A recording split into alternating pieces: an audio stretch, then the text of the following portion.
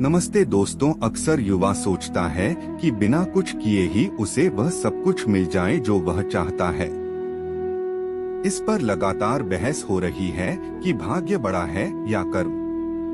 क्या कुंडली देखकर हम अपना कर्म करें? क्या ग्रह की दशा देखकर यह फैसला ले कि हमें कौन सा कदम कब उठाना है? वीडियो में आगे बढ़ने से पहले हमारे YouTube चैनल एटू मोटिवेशन को लाइक सब्सक्राइब करें। अनंत काल से इस विषय पर बहस चली आ रही है कि कर्म महत्वपूर्ण है या भाग्य। जीवन में अगर आपको कुछ पाना है तो मेहनत तो करनी ही पड़ेगी। मंजिलें उन्हीं को मिलती है जो उसकी ओर कदम बढ़ाते हैं।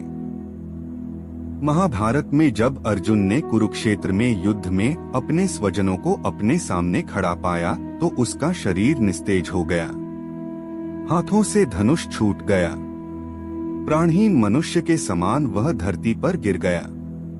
तब भगवान श्री कृष्ण ने उसे गीता के कर्म ज्ञान का उपदेश दिया।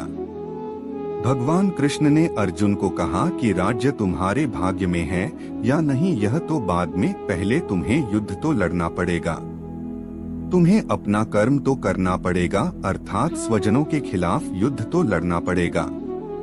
तुलसीदास जी ने भी श्री रामचरितमानस में लिखा है, कर्म प्रधान विश्व करी राखा, अर्थात युग तो कर्म का है। इसका अर्थ यह हुआ कि हम अपना कार्य करें, फल की चिंता बाद में करें।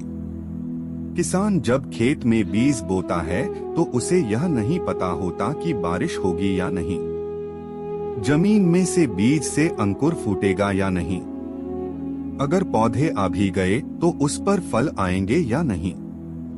लेकिन किसान बीजों को जमीन बोता है और फसल की चिंता ईश्वर पर छोड़ देता है।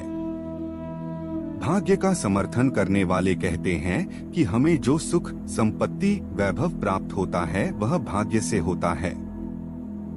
जैसे लालू प्रसाद यादव की पत्नी राबड़ी देवी बिहार की मुख्यमंत्री बनी तो यह उनकी किस्मत थी।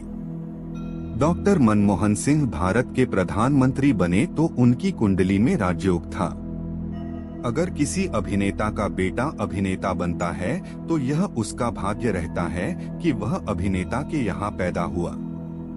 जब चार लोग एक समान बुद्धि और ज्ञान रखने वाले एक ही समान कार्य को करें और उनमें से सिर्फ दो को ही सफलता मिले तो हम इसे क्या कहेंगे? दो लोगों के साथ भाग्य साथ नहीं था।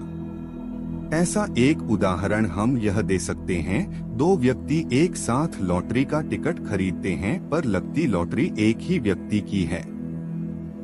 जब दोनों ने लॉटरी खरीदने का कर्म एक साथ किया तो फल अलग अलग क्यों? अंत में यही कहा जा सकता है कि भाग्य भी उन लोगों का साथ देता है जो कर्म करते हैं। किसी खुरदरे पत्थर को चिकना बनाने के लिए हमें उसे रोज घिसना पड़ेगा। ऐसा ही जिंदगी में समझें, हम जिस भी क्षेत्र में हो, स्तर पर हो, हम अपना कर्म करते रहें बिना फल की चिंता किए। जैसे परीक्षा देने वाले विद्यार्थी परीक्षा देने के बाद उसके परिणाम का इंतजार करते हैं। यह अंतहीन बहस है कि भाग्य बड़ा है या कर्म। इसके बारे में सबके पास अपने अपने तर्क हैं, लेकिन हर हाल में हमें सकारात्मक सोच के साथ जीवन में कुछ उल्लेखनीय करने के लिए प्रेरणा लेनी चाहिए।